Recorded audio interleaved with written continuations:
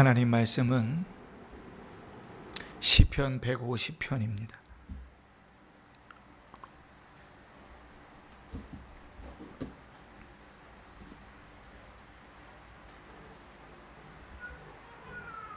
(1절부터) 우리 함께 봉독하면서 하나님의 음성을 듣습니다. 시편 150편 1절부터 우리 함께 봉독합니다. 시작. 할렐루야. 그의 성소에서 하나님을 찬양하며 그의 권능의 궁창에서 그를 찬양할지어다. 그의 능하신 행동을 찬양하며 그의 지극히 위대하심을 따라 찬양할지어다. 나팔 소리로 찬양하며 비파와 수금으로 찬양할지어다. 소고치며 춤추어 찬양하며 현악과 퉁소로 찬양할지어다. 큰 소리 나는 제금으로 찬양하며 높은 소리 나는 제금으로 찬양할지어다. 호흡이 있는 자마다 여호와를 찬양할지어다. 할렐루야. 아멘. 시편의 맨 마지막 시를 읽었습니다. 시편이 총 150편이죠.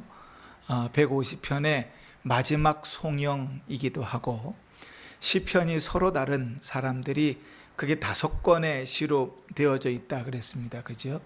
그 5권의 시 전체의 마지막 송영이기도 하고, 또 146편부터 이어지는 할렐루야 시, 그죠?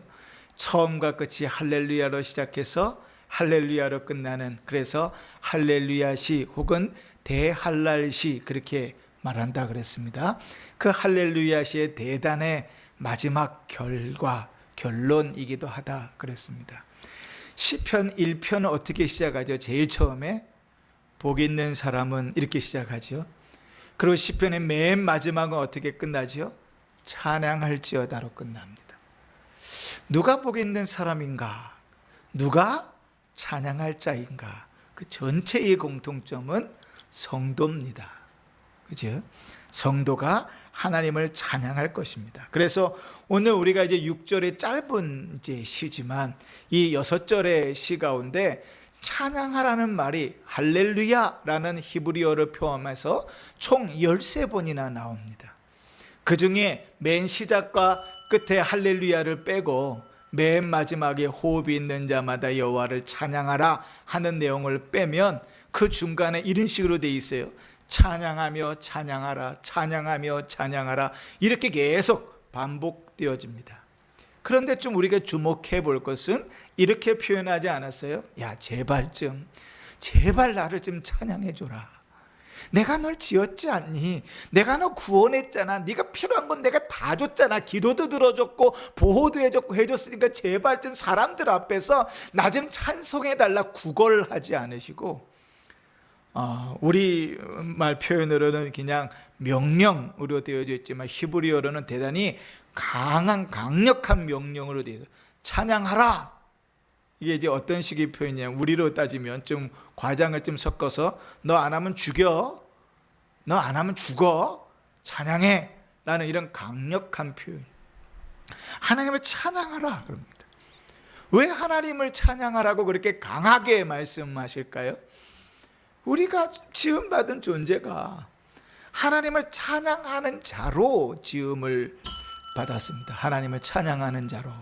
그래서 우리가 너무나 잘 아는 이사야 43장에 보면 이렇게 표현해요. 7절에 이렇게 말합니다. 내 이름으로 불려주는 모든 자 곧 내가 내 영광을 위하여 창조한 자를 오게 하라. 그를 내가 지었고 내가 만들었느니라.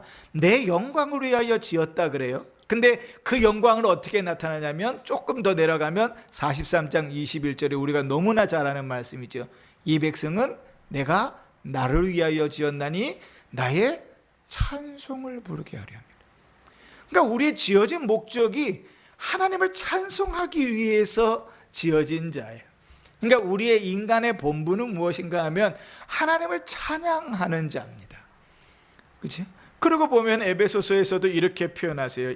에베소 1장 6절에 이는 그가 사랑하시는 자 안에서 우리에게 거저 주시는 바 그의 은혜의 영광을 찬송하게 하려 함이라.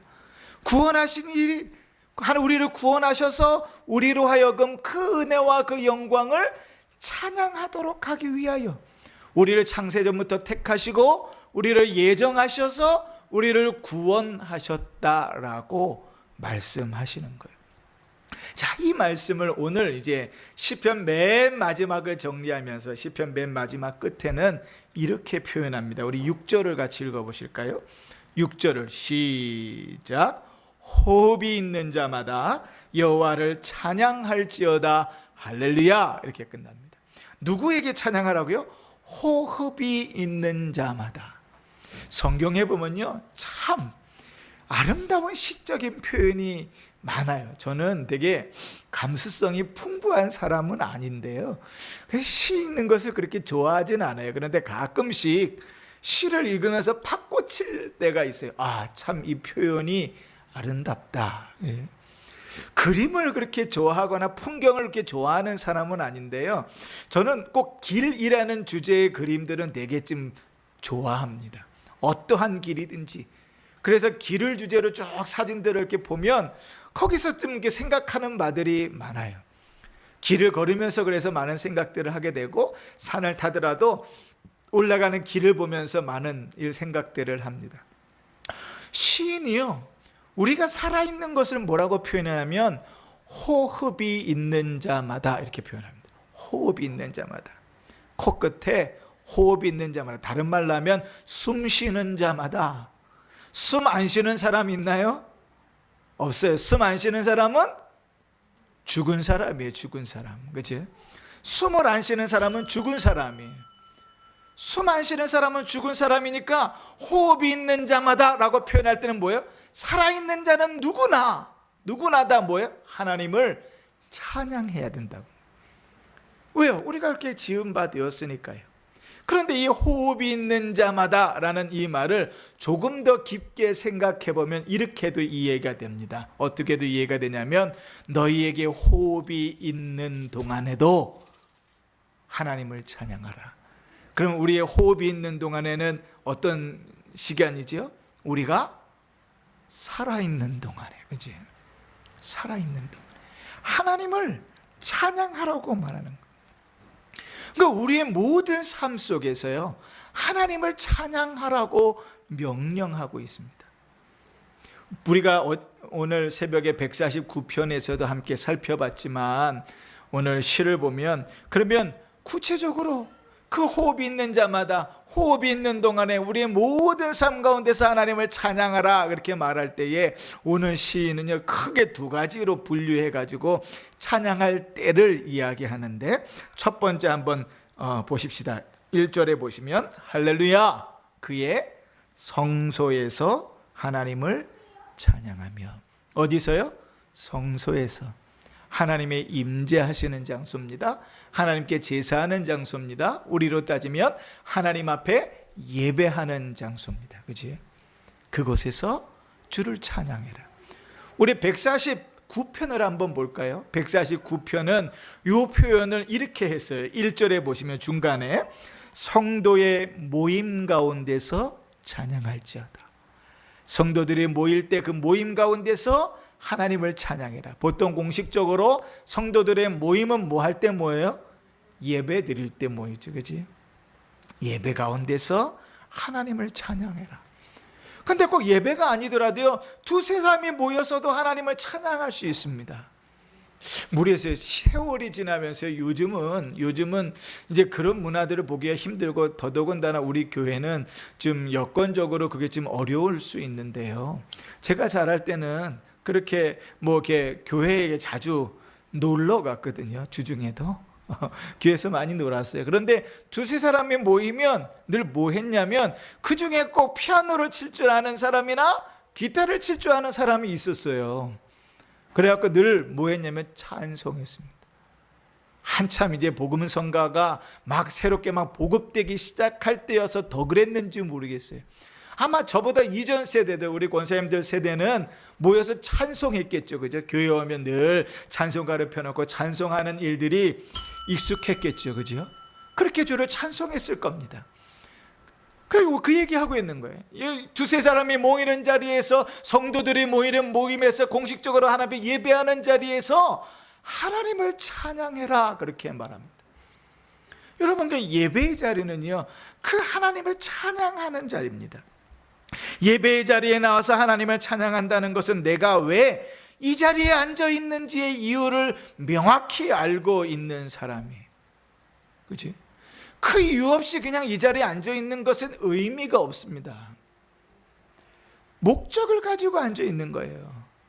때로는 효도하려고 앉아 있는 사람들이 있어요. 저는 그런 자식들 높이 삽니다. 쉬운 일 아니거든요. 부모가 달달달달 볶든지 아니면 회유를 하든지 용돈으로 꼬시든지 간에, 야, 오늘 교회 가서 예배 드리자 라고 와서 한 시간을 진짜 졸린 눈으로 이렇게 떠가면서 버티면서 예배 드리고 있는 그 자녀들, 저는 참 귀하다고 봅니다. 왜요?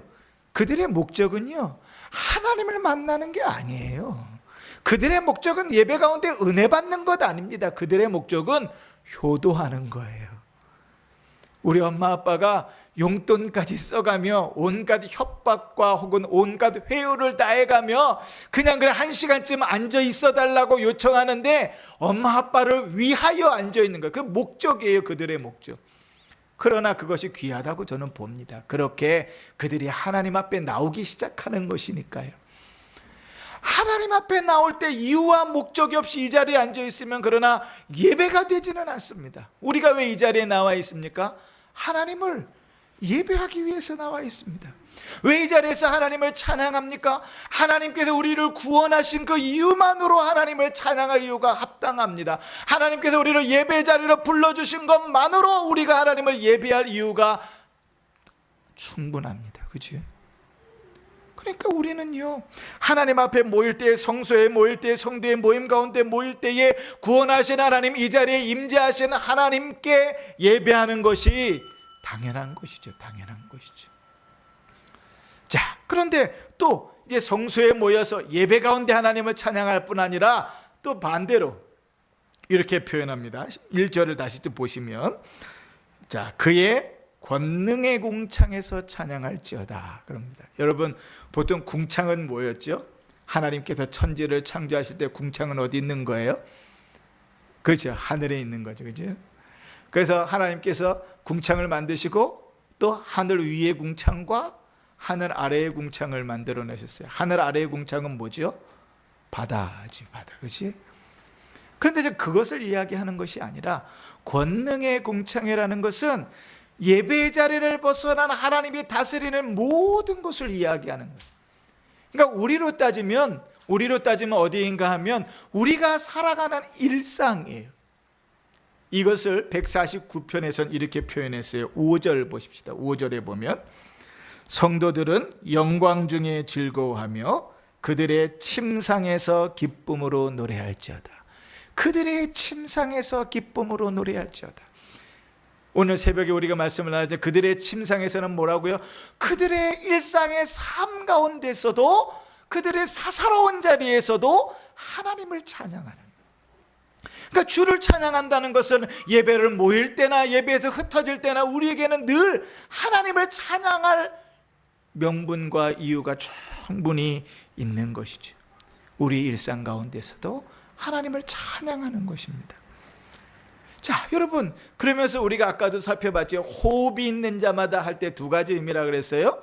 하나님께서 우리에게 호흡을 주시는 동안에, 하나님께 우리가 이 땅을 살게 하시는 동안에 이 땅에 살아가는 모든 자들은 하나님을 찬양하는 것이라 그랬습니다. 그러니 하나님을 찬양하는 일에는 예외가 없습니다. 그 예외가 없다는 말은 우리의 환경과 여건에 따라서 하나님을 찬양할 수도 있고 찬양하지 않을 수도 있는 그런 찬양이 아니라는 거예요. 기쁠 때는 할렐루야, 그러니까 하나님을 찬양하고, 슬플 때는 하고, 즐거울 때는 할렐루야, 주를 찬양하고, 괴로울 때는 하는 그런 삶이 아니라는 거예요. 기쁠 때나 슬플 때나 즐거울 때나 괴로울 때나 하나님을 찬양하는 거예요. 왜냐하면 하나님께서 찬양받기에 합당하신 분이기 때문에 그렇습니다. 2절 한번 보실까요? 2절 같이 읽어보십시다. 150편 2절 시작. 그의 능하신 행동을 찬양하며 그의 지극히 위대하심을 따라 찬양할지어다. 아멘. 능하신 행동, 위대하신 일들, 그게 뭘까요? 오늘 150편에는 구체적으로 나와 있지 않아요. 그런데 한번 찾아보십시다. 한 장 성경 장수를 넘기셔가지고 145편, 우리가 일전에 읽었었지만 145편을 한번 보십시다. 하나님께서 하신 능하신 일들이 뭔가 9절 한번 보실래요? 145편 9절 제가 읽습니다. 여호와께서는 모든 것을 선대하시며 그 지으신 모든 것에 긍휼을 베푸시는도다. 하나님의 의로우신 일이십니까? 아멘이죠. 아멘. 그죠? 조금 더 내려가서 14절을 보십시오. 14절. 여호와께서는 모든 넘어지는 자들을 붙드시며 비굴한 자들을 일으키시는도다. 아멘. 그 하나님의 능력 있는 행동이십니까? 아멘이죠. 그 다음 절 보실까요? 15절. 모든 사람의 눈이 주를 앙망하오니 주는 때를 따라 그들에게 먹을 것을 주시며. 할렐루야. 아멘이죠. 아멘. 자, 16절. 손을 펴다 모든 생물의 소원을 만족하게 하시는도다. 기도를 들어주시는도다. 할렐루야. 아멘이죠. 좀 더 내려가 보십시다. 18절.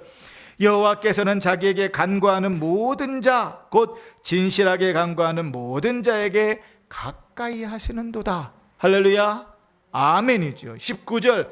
그는 자기를 경외하는 자들의 소원을 이루시며 또 그들의 부르짖음을 들으사 구원하시느니라. 할렐루야. 아멘. 하나 더 읽으십시다. 20절. 여호와께서는 자기를 사랑하시는 자들은 다 보호하시고 악인들은 멸하시리로다. 할렐루야. 아멘.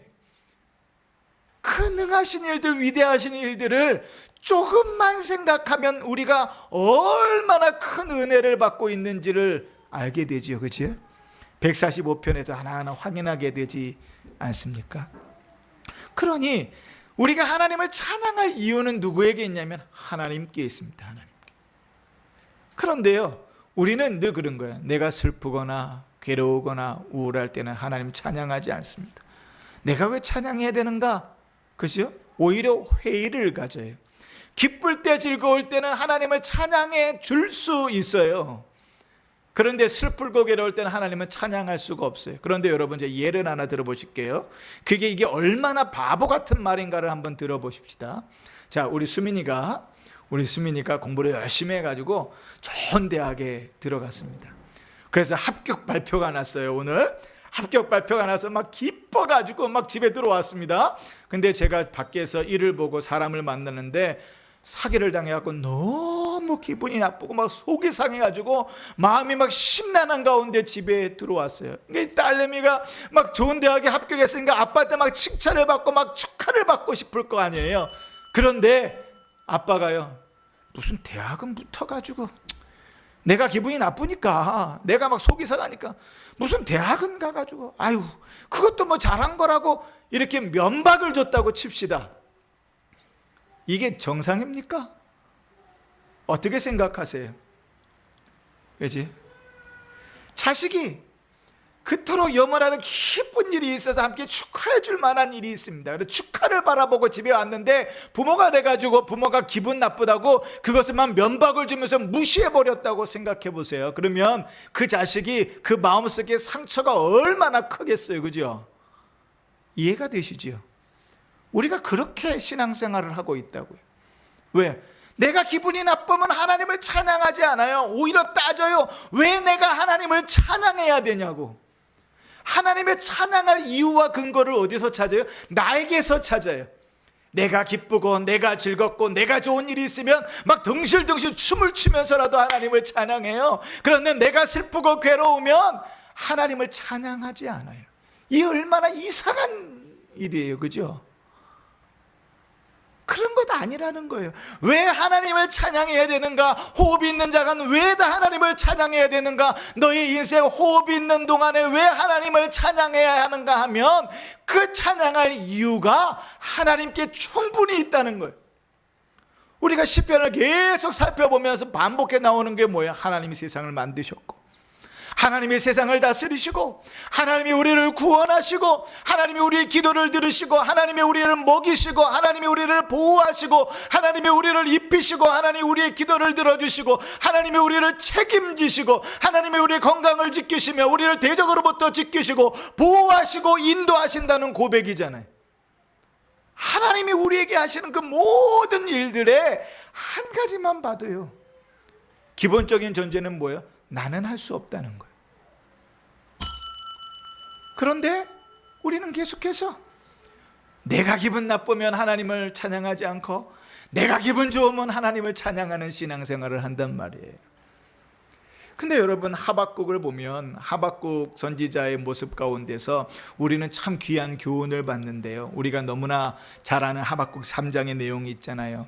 비록 무화과 나뭇잎이 무성하지 못하고 포도나무에 열매가 없으며 감람나무에 소출이 없고 밭에 먹을 것이 없으며 우리의 양이 없으며 외양간에 소가 없을지라도, 여러분, 이 상황이 어떤 상황이죠? 죽기일보 직전 상황입니다. 이스라엘 팔레스타인에는요, 감람나무들이 많아요. 무화과 나무들이 처처에 많아요. 그래서 배고픈 사람들은 그 무화과 나무가 열매가 맺혀지기를 완전히 익기 전에도요, 그것을 따먹으면서 주림배를 채울 정도로 열매들이 많았어요. 그래서 예수님께서 무화과 나무가 열매가 아직 맺을 때가 아님에도 불구하고 열매가 없어서 저주하셨던 이유가 거기에 있잖아요. 그런데 길거리의 무화과 나무에도 먹을 것이 아무것도 없어요. 우리에도 아무것도, 밭에도 아무것도 없어요. 그러면 그 상황이 어떤 상황입니까? 죽기일보 직전의 상황이잖아요. 그럼 여러분 뭐 해야 돼요? 울어야지요. 하나님 앞에 울어야지요. 하나님 먹을 것을 주십시오. 하나님 제발 나 좀 먹여주십시오. 하나님 나를 굶어 죽지 말게 해주십시오. 울어야 되잖아요. 징징대야 되잖아요, 하나님 앞에.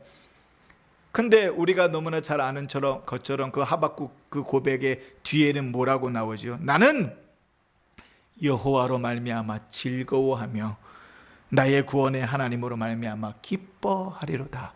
할렐루야, 아멘. 하박국이 미쳐가지고 제정신이 아니어서 못 먹으니까 기근에 힘들고 어려서 미쳐 휙 돌아버려가지고 이렇게 헛소리를 짓거리는 것이 아니고, 하나님을 찬양할 이유가 어디 있다고? 나한테 있지 않고 누구에게 있어요? 하나님께 있다고요. 하나님께. 하나님의 공의로우심과 하나님의 위대함심과 하나님이 우리를 창조하시고 하나님이 우리를 보호하시고 하나님이 나를 다스리시고 하나님이 나를 구원하신 하나님께 찬양할 이유가 있다고요. 그러니 여러분, 우리의 삶 가운데서 하나님을 찬양해야 되겠습니까? 안 해야 되겠습니까? 해야지요. 다시 물어볼게요. 여러분, 아플 때 하나님을 찬양해야 됩니까? 찬양하지 않아야 됩니까? 찬양해야죠. 힘들 때 하나님 찬양해야 됩니까? 찬양하지 않아야 됩니까? 괴로울 때 하나님을 찬양해야 됩니까? 찬양하지 말아야 됩니까? 계획하던 일들이 완전히 와르르르르 다 무너져 버리고 절망 가운데 빠져 있을 때에도 하나님을 찬양해야 됩니까? 찬양하지 않아야 됩니까? 찬양해야 돼요. 왜요? 하나님을 찬양할 이유가 나에게 있지 않고 하나님 그분에게 있다고요. 그러니 하나님께서 찬양하기 위하여 우리를 만드시고 우리에게 호흡을 하셨으니 호흡이 있는 동안에 호흡이 있는 모든 자들은 하나님을 찬양하는 것이 당연한 일이라고. 그래서 성도가 하나님을 찬양하는 것은 당연한 것입니다. 어떻게 찬양할까요? 오늘 이제 시편에 보면 3절, 4절, 5절에 여러 가지로 찬양하며 찬양하라 이렇게 나오는데, 그 내용들은 우리가 149편에도 살펴봤던 것처럼 우리의 마음으로, 우리의 입술로, 우리의 삶으로, 우리의 몸으로 춤추며 우리가 할 수 있는 모든 악기를 동원해서, 그러니까 다른 말로 하면 내가 할 수 있는 모든 방법을 동원해서 하나님을 찬양해도 부족함이 없다. 그렇게 찬양하라. 사랑하는 성도 여러분, 사람으로서 하나님을 찬양하는 일보다 귀한 일이 없습니다. 하나님을 찬양하며 주님께 영광을 돌리는 일보다 귀한 일이 없습니다. 그것이 참으로 귀하고 소중한 일인데, 오늘 하나님께서 우리에게 찬양하라고 뭐하고 계세요? 명령하고 계세요. 13번이나 찬양하라, 찬양하라, 찬양하라. 찬양하는 일에 우리를 초청하고 계신다고요. 그러니 그 일이 얼마나 귀한 일이고 그 일에 초청된 자로서 그 일이 얼마나 행복한 일인가 말이죠. 아예 목사님, 아직 인생을 덜 살아서 그렇습니다. 인생 좀 살아보십시오. 힘들 때 하나님을 찬양하는 게 말이 됩니까? 죽기보다 싫고 아니 죽기 일보 직전인데 얼마나 괴로운데 하나님을 찬양한다는 게 말이 됩니까? 압니다. 제가 말씀드렸잖아요. 저도 자살을 하려고 2번이나 올라갔던 사람이기 때문에 인생의 괴로움 속에 목숨을 끊으려는 상황이 어떤 것인지 압니다. 그러나 하나님이 우리에게 가르치시는 바가 뭐지요? 신앙의 삶은 이런 것이라고 하나님이 가르치시는 바가 뭐지요? 창조주 하나님께서 만드신 피조물을 향하여 명령하시는 바가 뭐지요? 하나님을 찬양해라. 하나님을 찬양해라. 즐겁고 기쁠 때뿐만 아니라 괴롭고 슬플 때도 하나님을 찬양해라. 희한한 것은요, 여러분, 우리의 삶 가운데 그런 경험들이 있습니다. 괴롭고 힘든데, 어렵고 절망의 순간인데 하나님을 묵상하고 주님을 찾고 주님을 찬양할 그때에 하나님은 우리 속에 그분의 평안으로 우리를 가득 채우십니다. 그 괴롭고 힘든 나라 가운데 저 밑바닥까지 떨어진 상황 가운데도 주를 찬양하며 주님 앞에 나아갈 때 하나님이 그 하나님의 기쁨으로 우리 안을 채워가십니다. 그게 성도가 이 땅을 살아가는 거룩하고 신령한 삶의 방식입니다. 세상 사람들처럼 즐거운 때는 기뻐하고 슬플 때는 괴로워하는 삶이 아니고, 내가 너에게 호흡을 줬으니 내가 너에게 호흡을 주는 동안에 나를 찬양하는 자로 살아라. 내가 누구인지를 기억하고 내가 너에게 어떤 일을 행했는지를 기억하고 나를 찬양하는 자로 살아라. 주님께서 우리를 그것으로 초대하고 계시는 것입니다. 사랑하는 성도 여러분, 이 귀한 일에 우리가 초대를 받은 자입니다. 성도가 하나님을 찬양하는 일만큼 귀한 일이 없습니다. 우리의 입술로만 뿐만 아니라, 저도 이게 왜 그런지 모르겠지만 요즘 들어서 계속 목소리가 옛날 같지 않아져 가지고 좀 갈라지고 막 그러지요. 찬양할 때도 음도 막 좀 틀려지고 상황이 그러죠. 그래도 하나님 찬양하는 거예요. 주님께서 내 목소리를 거두어 가시기 전까지 주를 찬양하는 겁니다. 주님께서 내 삶의 힘을 다 뽑으셔갖고 그냥 침대에 누워있게끔만 하시기 전까지 내 모든 몸부림으로 주를 찬양하는 겁니다. 내가 할 수 있는 모든 것을 다하여 하나님을 찬양하고 높이는 것입니다. 그것이 우리에게 주어진 본문이고 하나님께서 우리에게 은혜와 복을 내리시는 방식입니다. 성도는 그러한 기쁨 가운데 사는 것입니다. 우리가 시편을 이제 몇 년에 걸쳐서 150편까지 다 읽었습니다. 이제 맨 마지막 150편 송영을 읽으면서 기억하십시다. 시편 전체가 복 있는 사람이 누구인가로 시작해서 할렐루야로 끝난다는 사실을 기억하시면서 우리의 모든 삶 가운데서 기쁠 때나 슬플 때나 즐거울 때나 괴로울 때나 어떠한 상황 가운데 놓여 있더라도 하나님을 찬양하며 사십시다. 주를 찬양하며 살아가는 복된 성도들이 되시길 바랍니다. 호흡이 있는 자마다 할렐루야! 이 찬양과 고백이 우리에게 생명을 허락하신 동안에 평생에 넘쳐나기를 주의 이름으로 축원합니다. 아멘.